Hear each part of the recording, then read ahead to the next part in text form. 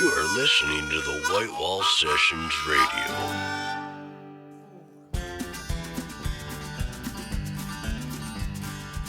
Welcome to the White Wall Sessions Radio. I'm your host, Dan Schaefer. On tonight's show, Analisa Marie, Aaron Tinjum and the Tangents, and King Ropes. Find us on Facebook, Instagram, YouTube, and Twitter by searching the White Wall Sessions. The White Wall Sessions would like to thank these fine sponsors for their support. Last Stop CD Shop, Bell Incorporated, Workplace IT Management, Ben's Brewing Company, Screenflare, J. Rick Music, The Pink Moon Room, Minuteman Press, and South Dakota Friends of Traditional Music.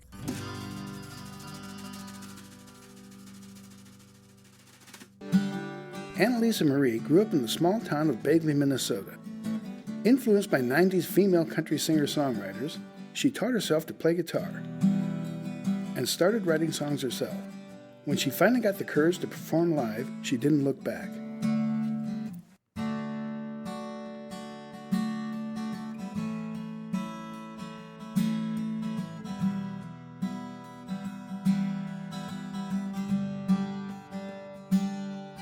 I grew up on garage sale clothes and running around with a garden hose. My best friend just lived down the road. I thought it'd be the only life I'd ever known.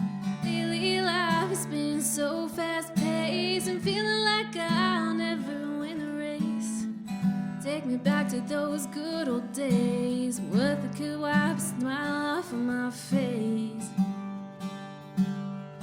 I wanna run down a gravel road just to see how far I can go. Barefoot, laughing and fearless, that's just one thing that I miss. Catch frogs out in the pasture, fall down and stand up right after. Seemed to be a lot tougher back then. Ooh, take me back.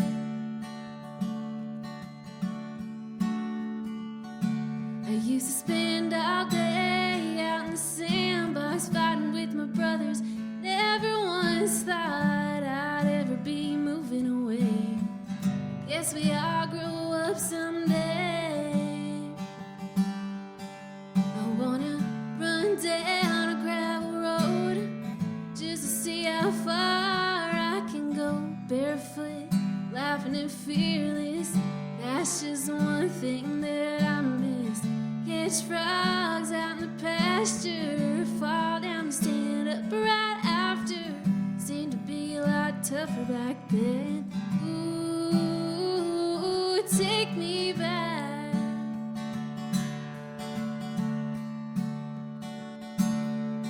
Life's been known to knock me down, and I'm learning to stand my ground. But when I was a kid, I was invincible. Somehow I need to find that girl. I wanna run down a gravel road just to see how far I can go. Barefoot, laughing and fearless, that's just one thing that I miss. Catch frogs out in the pasture, fall down and stand up right after. Seemed to be a lot tougher back then. Ooh, take me back.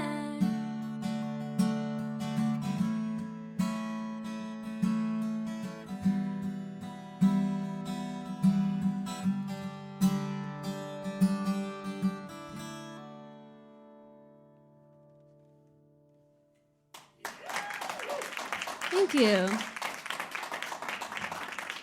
We're here at the White Wall Sessions with Analisa Marie. Welcome. Thank you. Thank you so much for having me. It was a pleasure. Where are you originally from? Northern Minnesota, Bagley? Yeah, I'm from Bagley. So if you've ever heard of Canada, it's about an hour south. An hour south of Canada? Yeah, we're way up there. Wow. Yep. So when you were playing, a great set, by the way. Thank you. You were introducing a song. You said you had an awesome childhood. Yeah. Which is really cool. I mean, it's good to hear that. Did you grow up in a musical family, and how did that awesome childhood bring you to where you're at now? Yeah. So, I mean, my parents don't play instruments or anything, but they always had country radio on. I grew up sitting in the back of the minivan going on vacations, and we would be listening to Alabama and Black Hawk. So those are like the first bands I remember listening to, but then obviously Shania Twain came along, and I wanted to be Shania Twain. There's videos of me in my Canadian tuxedo, jean jacket, jean dress, and I'm dancing to Shania Twain. So. Well, I mean, Shania Twain has got a great story. She's an incredible songwriter and a great vocalist and player. What was it about her that, I mean, was she the one that made you want to start writing songs? I guess right away. I mean, when I was little, I didn't really know what songwriting was. When I got older, I think I got a guitar for Christmas when I was a 5th grader. And so I started taking lessons a little bit. They didn't stick too much. Guitar lessons? Or yeah, vocal? I took guitar lessons for probably 3 months. So I learned like the chords and stuff. And then I saw Taylor Swift on TV and I wanted to be Taylor Swift. And so she really helped me.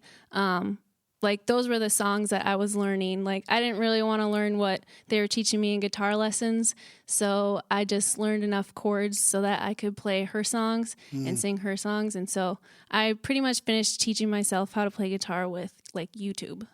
So really, Shania Twain over the radio was your vocal coach. Yeah. And that's where you learned to sing, right? Never had a vocal coach, so I would say, yeah, the radio is. And singing as loud as you can wherever you could. Yep.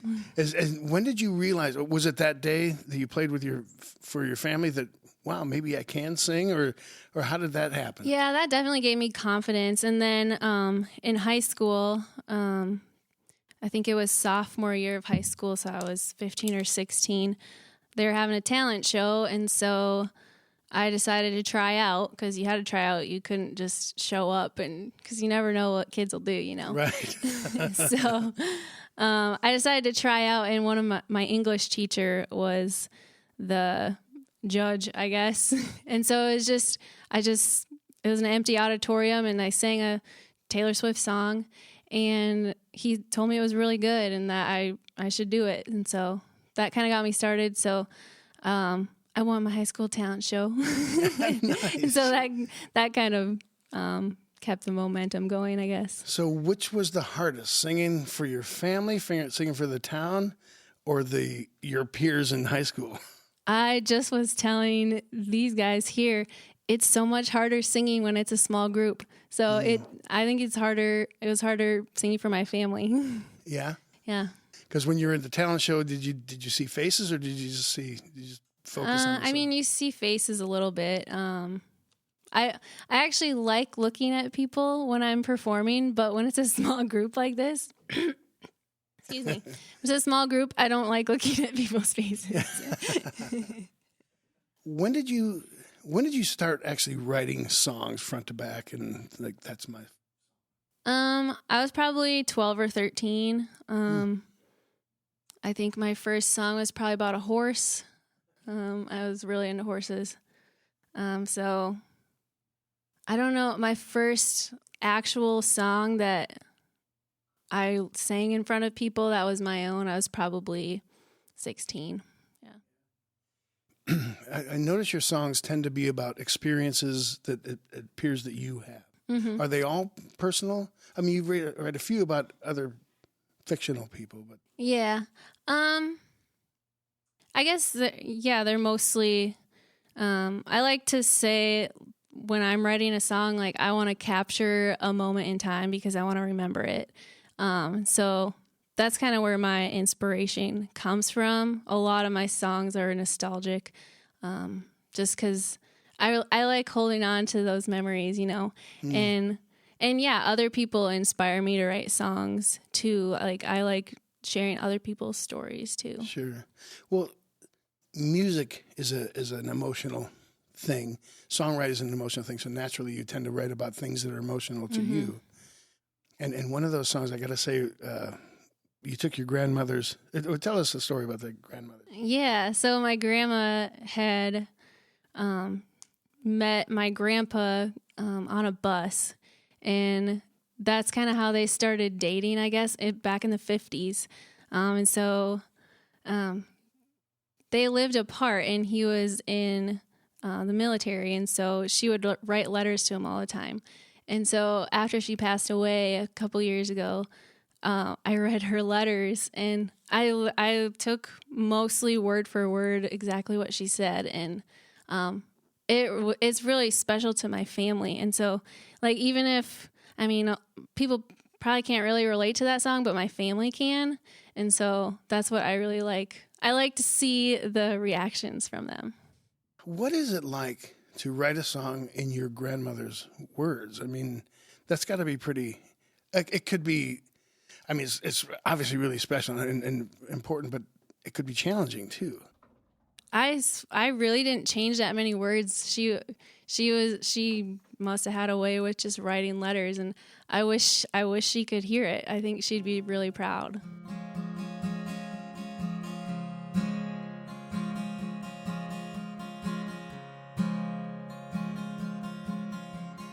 May 15th, 1955.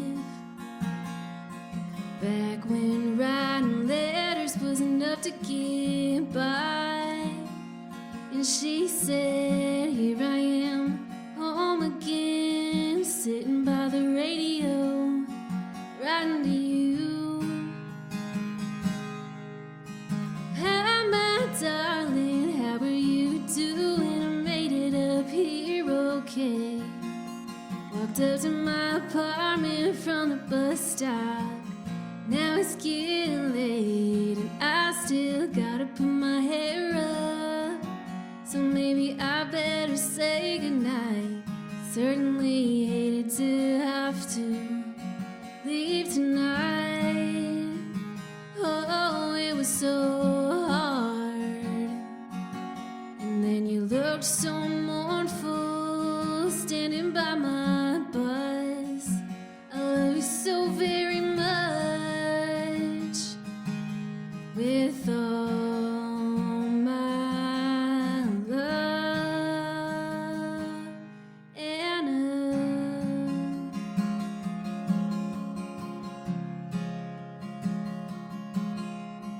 Honey, I received your letter today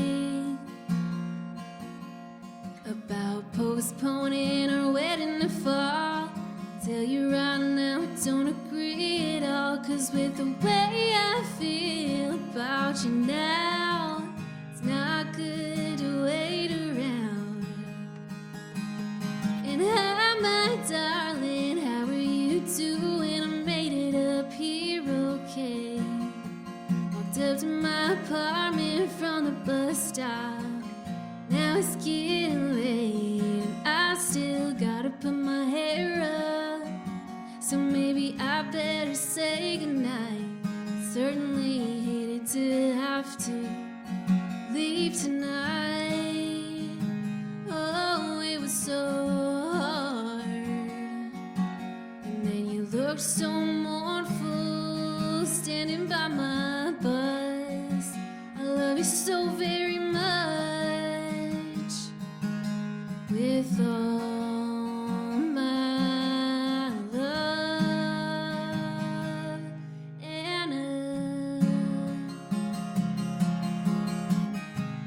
she became his wife in June of 55, and years of life went by.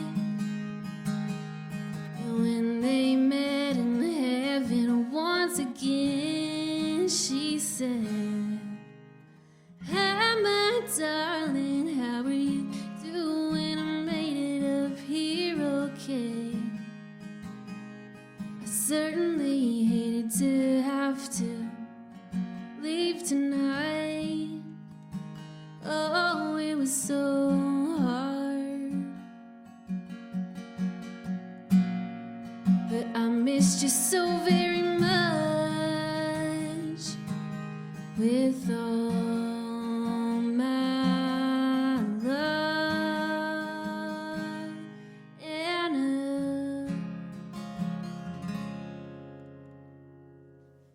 Thank you, guys.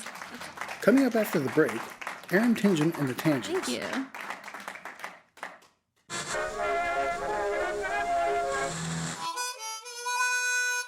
You are listening to the White Wall Sessions Radio. Hi, I'm Ben Hanton, founder of Ben's Brewing Company. At Ben's, we've always appreciated the finer things in life, like great friends, great music, and great beer. Ben's Brewing Company is proud to announce our White Wall Session Ale. This light pale ale is sourced from the finest local ingredients and pairs exceptionally well with great friends and great music. Enjoy responsibly. Ben's Brewing Company, Yankton, South Dakota. Good people drink Ben's beer.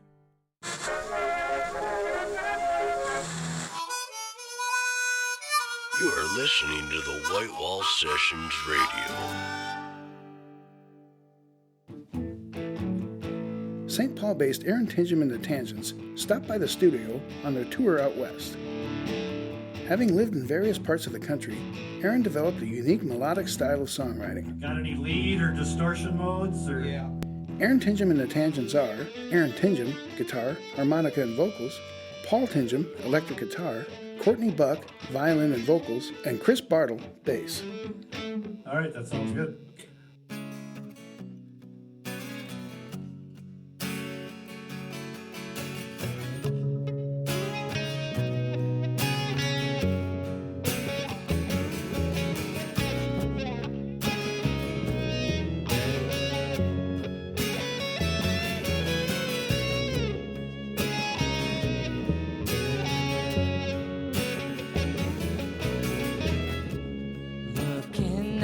Across the valley, the windswept vista of my dreams, and at the edge of this reality, nothing's ever as it seems. Da-da-dum, dum, da-da-dum, da-da-da, there's silver in the foothills, but that's so far away from here. How can I change my mind or direction when my compass points the same, when my values haven't changed? They're ingrained.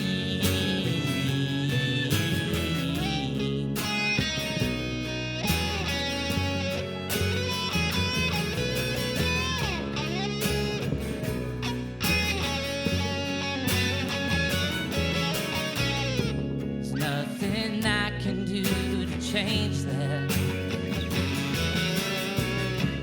Nowhere I can turn or run. Your city lights, they never suit me. Amid the sirens and neon, on and on, there is silver in the foothills, but that's so far away from here. How can I change my mind or direction when my compass points the same? When my values haven't changed. Hey.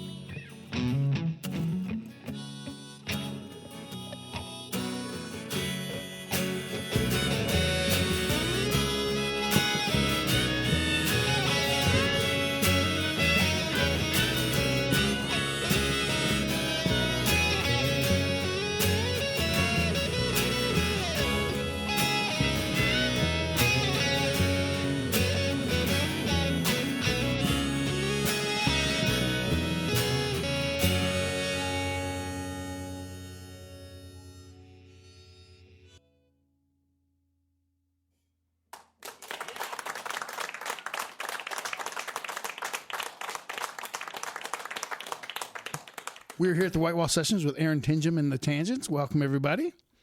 Thank you. From Twin Cities. There's a dispute of sort of, is it Minneapolis or St. Paul? I think we reached a consensus today that it's St. Paul. St. Paul. St. Paul-based band. Yeah. So I live in Minneapolis. However, But, I grew up in St. Paul. grew up in St. Paul. And So lived in that's how we it. had a consensus. I gave in. Yep. You don't want to admit that to the St. Paul people because they'll be upset. No, right? no, absolutely not. Aaron, can you introduce this fine set of musicians you got here? Yeah, so we've got Courtney Buck, who plays the fiddle, Chris Barthol, who plays the upright bass, and Paul Tinjum on electric guitar. And how long has this lineup been together? So this lineup is very fresh. We, I would say, in the past year have put it together and leading up to our next album, which we'll start recording next month in Minneapolis. But the Tangents name kind of, plays to the fact that the lineup has gone off in different directions. I've moved around, gone on tangents myself from Austin to DC, and some of that lineup's been the same and some of it's changed, and this is who we are now. So you grew up in St. Paul? St. Paul suburbs, yep. St. Paul suburbs. Yep. And then when did you move to Austin? Did that in 2011. 2011, I was there for a couple of years. We even wound up getting our own official band holiday by official decree from the mayor and city council there. So there's an Aaron Tinjum and the Tangents Day, which was 10/11/12. You got the good so one. the anniversary is coming up here on October 11th. There you go. How did you get that? They look for bands that are contributing to the local music community in Austin, and that doesn't necessarily mean bands that have blown up and have extreme popular success. The bands that are playing in furniture stores, that are playing in the clothing shops, really contributing to keeping Austin weird. And we did that for a while, and Interesting. and we're recognized for that. Oh, that's great. So what brought you to Austin? It was partly the music, and as a musician, like many musicians today, you have to have an income in other ways. So I was looking to do kind of some clean energy work and advocacy on the side, and while also playing the music. And Austin seemed like a great place to do that at the time, and then later continued on to DC to do the same type of thing. So how long were you in Austin? Then when did you go to? About 2.5 years, and then about 4 years in DC. So did your work carry you to DC or the music? I'd like to think both, but obviously, there's got to be a job component to that as well. Yeah. Sure. And you had other players in Austin and DC? Yep. So it was kind of the same structure. We also had drummers in both cities as well, but fiddle, bass, guitar, some banjo here and there. A good friend, he's kind of my working remote banjo player. He's in a few bands still in Austin, but he's been recording on every album, and he'll be included on this next album as well. Yeah. Well, Courtney, I got to ask, is it a fiddle or a violin? It's the same thing. Mine is just, I call it my violin. Okay, so your violin. Yeah, so it's the same instrument, but it's a different style of music, and you can kind of change the instrument and how you tune it and how you set it up to be more, to be better for fiddle music or classical. So which do you play most of? Probably these days I play more fiddle kind of style, but I learned classical as a kid, so that's kind of...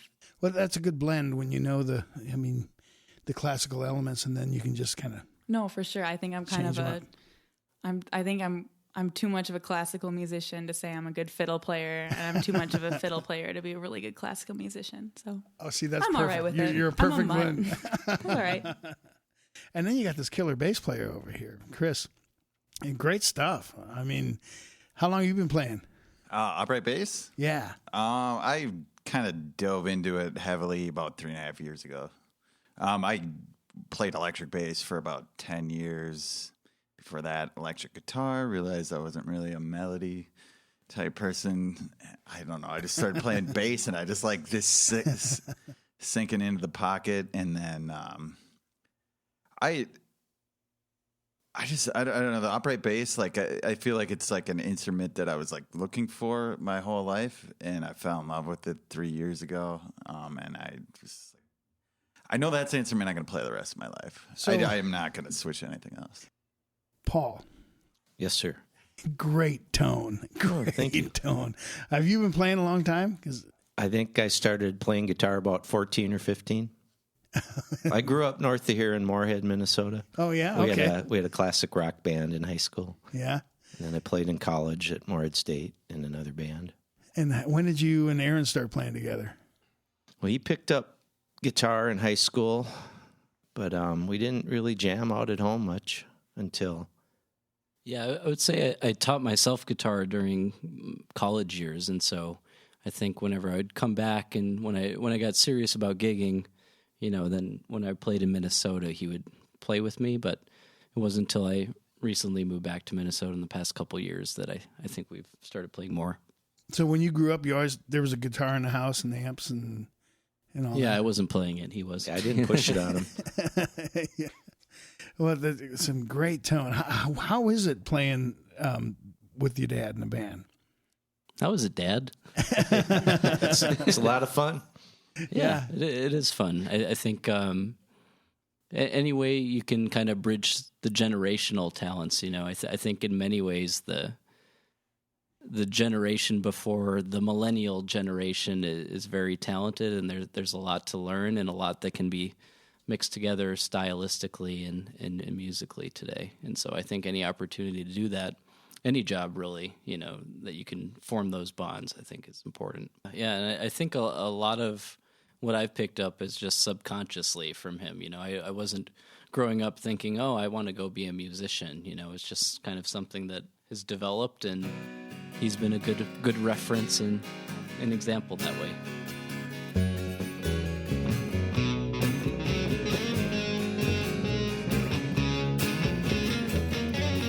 Tell me, how are your wife and kids?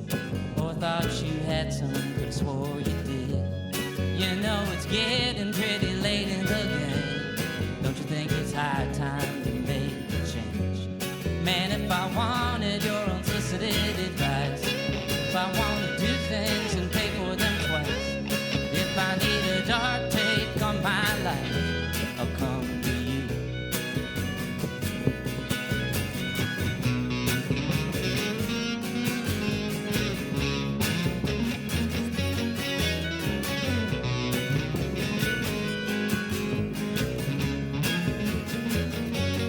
Yeah, we used to drink and we used to scheme. 12 years later, you're still doing the same. Could have made a 30 under 30 list by now. Think I got a guy who can help you out. Man, if I wanted your unsolicited advice, if I want to do things and pay for them twice, if I need a dark take on my life, I'll come to you.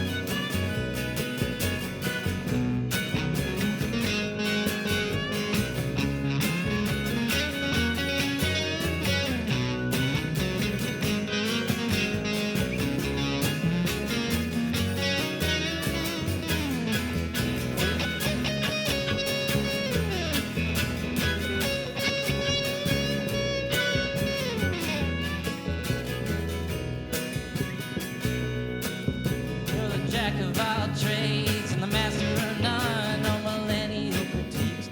You're a bit overdone. Maybe we'll buy up some stock in the next generation. With the Tide Pod Challenge is any indication, you got a little older and now it seems you no longer dream. You just follow the same. Whoa, and ambition sang so long ago. Passions are numb, desires burning low. Man, if I wanted your unsolicited advice, if I want to finally take things under the knife, if I need a hot take, if I need a think piece, if I need a remake of all that's gone down, if I ever want to sing a thing that should die, if I'm ever lost in that old school of thought, if I ever find myself quite so distraught, I'll come to you.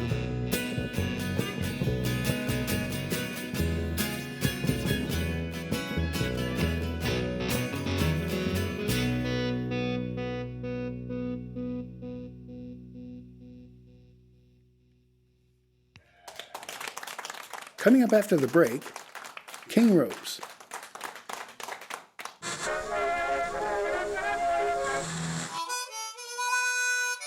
You are listening to the White Wall Sessions Radio.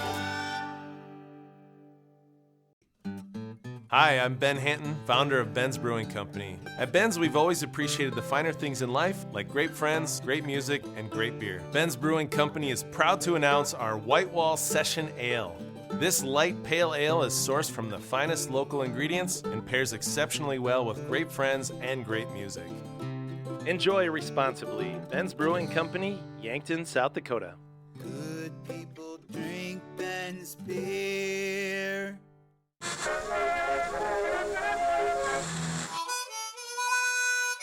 You are listening to the White Wall Sessions Radio.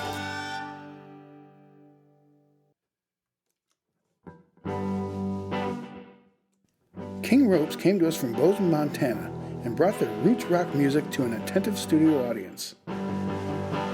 Led by songwriter Dave Hollier, the band delivered music that encompassed a wide variety of music styles. Got any lead or distortion modes? King Ropes is Dave Hollier, guitar and vocals, Jeff Jensen, drums, Keith Martinez, bass and synth, and Aaron Banfield, guitar. All right, I think that looks good.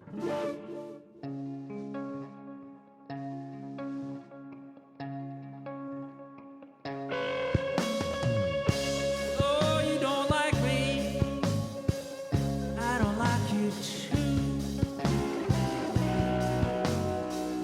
I don't like you too. You say you feel my pain. Don't believe it. Don't believe it's true. It's your heart holds you down, sucks the air right out your lungs. Try to hold on, man, you try to hold on. There's nothing you can do, now there's nothing to hold on to. You try to hold on, try to hold on. There's nothing you can do, now there's nothing you can do about it.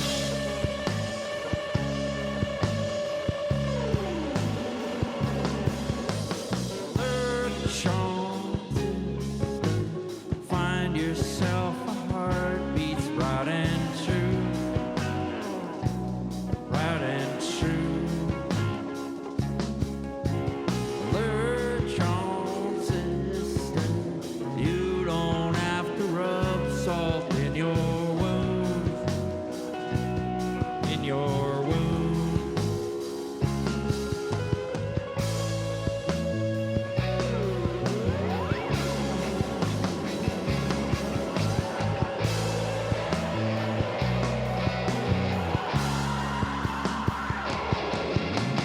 Mostly all that's left is skulls and wings. Plastic bottles, tangled string.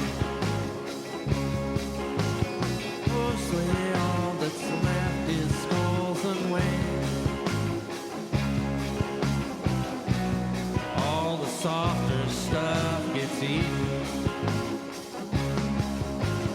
It's your heart holds you down, sucks the air right out your lungs.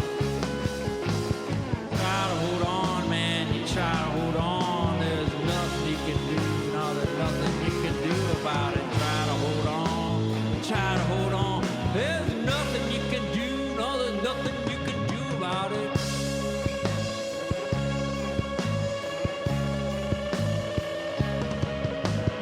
Third chances, find yourself a heart beats right and true,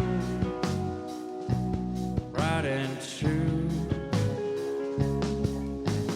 Third chances, you don't have to rub salt in your wound,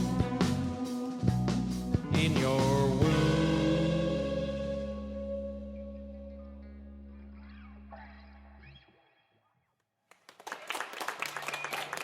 We are here at the White Wall Sessions with King Ropes out of the great city of Bozeman, Montana. Welcome, everybody.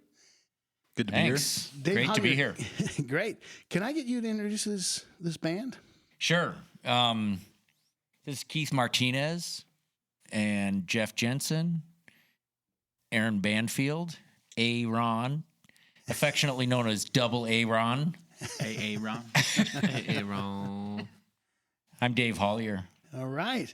So Bozeman, Montana. I mean, obviously, things you think of right away are Montana State University and Gibson Guitar Factory. Tell me about any of you Gibson fans, or everyone know people that work there? Oh, yeah. We do all know a lot of people that there. work there. A lot of them, most of them don't work there for very long, it seems like. I've known people that have moved to Montana just to work at the Gibson factory, and their dreams were dashed like Is that relatively right? quick. Yeah. But They said Latros to they that. did say Latros. But they wind up sticking around because Bozeman's a great town. There's a pretty thriving music scene there. And Music Villa, the local music store, they get a lot of the, initials. Gibson guitars are hot off the press there. So it's a big destination for a lot of people, a lot of musicians. Oh, that's great. Yeah. So, yeah, tell us about the music scene there. Is there a lot of bands, original bands, cover bands, mix of both? It's a mix. There's It's a of mix, both. yeah. But there's a pretty thriving kind of underground, Definitely a original, community. pretty solid punk rock scene there. Yeah. Yeah, there's a lot of college rock. There's a huge bluegrass scene, kind of like jazz funk bands, that kind of stuff. But That stuff's really that's more kind of like visible. yeah, Yeah. But there's a pretty healthy underground scene. Yeah. Kind of indie rock underground scene. There's a DIY collective called Lotus Eaters, who are like just really working. They're doing great stuff, putting on shows, all ages shows, like kind of bringing in touring bands and giving local bands an opportunity to play with touring bands and doing all ages shows. And they just did the second year of Labor Fest, which happens over Labor Day weekend, and it's grown every year, and they're a good organization. Yeah, I they think do there a were lot for the town. That's there great. might have been 60 bands played this Really? year at Labor Fest. So yeah. are venues well attended for live music there? Labor Fest was. I mean, yeah, it's hit and miss, but Depends, yeah. but I mean, you can definitely have a Tuesday night that's pretty slow, but Sure. But I feel like there's a pretty You good could scene have a there. busy, Yeah. a busy Tuesday. the usual crowd is pretty much always there, so that's nice. It's like you see all your buddies there, and Right. it's cool. So it's one of those kind of music. It's a good. I mean, there's got to be a combination of the college going on, the fact that you're in Montana, sort of the kind Yeah. of like Duluth and Sioux Falls, where you're sort of the charming underdogs. You're here for a reason. You love the Yeah. place, Yeah. and And there are also some more venues opening that are bringing in bigger acts, bigger touring bands.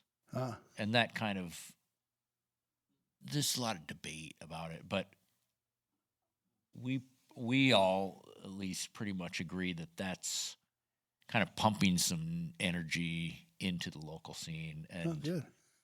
kind of giving the local bands something to aspire to. Yeah. If you see,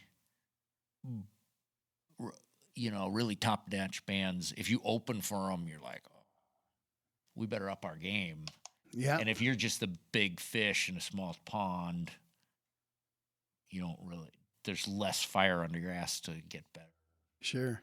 And once the bands start seeing the big ones, No, it's a totally. snowball rolling down. the No, hill. totally. Yeah. And also with the Lotus Eaters doing the all ages stuff, then high school kids can go see touring bands, which is huge. That's the pipeline. Those totally. all ages shows. And That then gets they say, like, we could do that. Sure. Our friends open for those guys. Yeah. We should start a band too.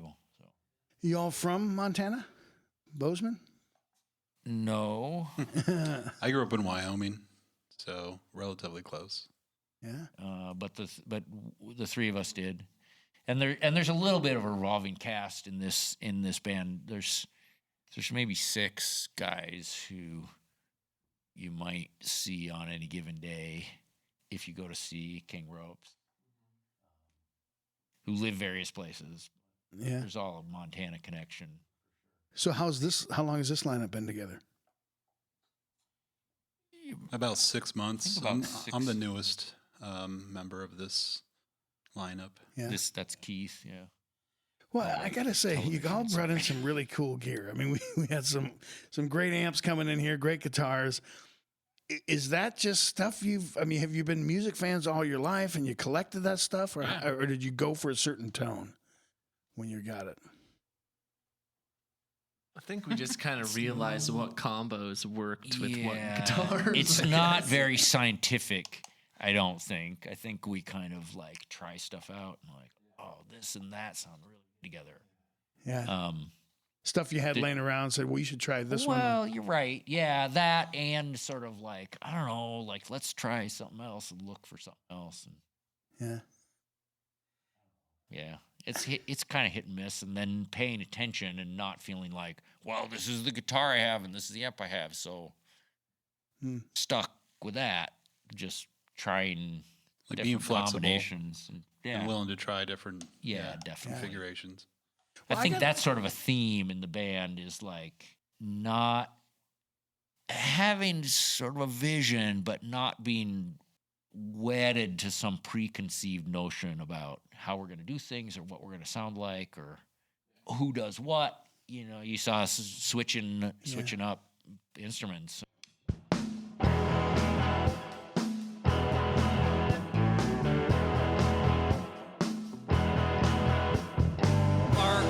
Hay rig into the river, loose into singing, trying to save his soul.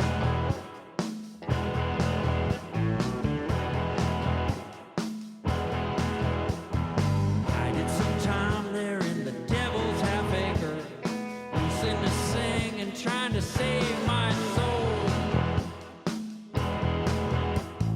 I can't shake the feeling, running out of time.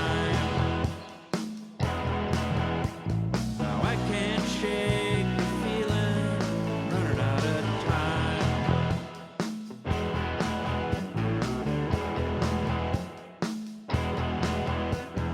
Becky left Brooklyn, the three-time loser, had in her sights on those California stars.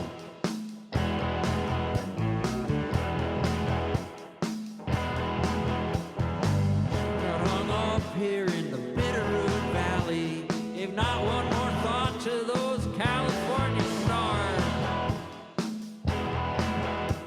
Those California stars, they shine and shine. Those California stars, they shine and shine.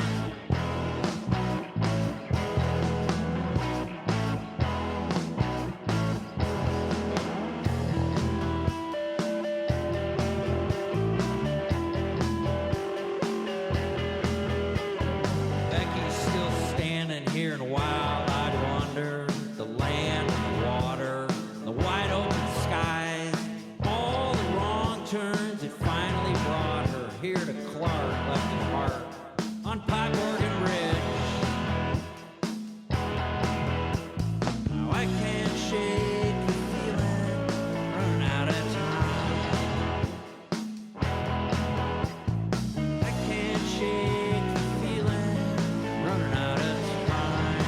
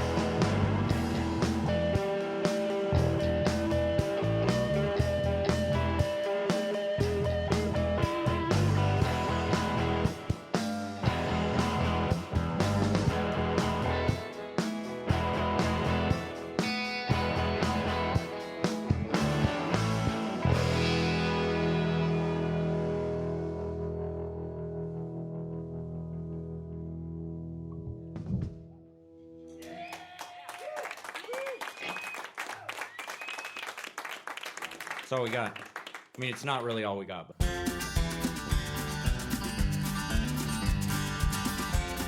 White Wall Sessions is recorded at Last Stop Studios in Sioux Falls, South Dakota, and is produced by Spectrum Films Incorporated. Executive producers are Jeff Zuger, Doug Taylor, Greggy Johnson, and Jay Fishback. Head of broadcast is Dave Palmer. Associate producer is Mike Yeager. The White Wall Sessions Radio is produced and edited by Jeff Zuger. Audio recording and mixing by Carl Koiser, Kevin Phipps, and Dave Palmer. Scheduling and artist relations, Tom Eisner. I'm your host, Dan Schaefer. Join us next week, same time, same station.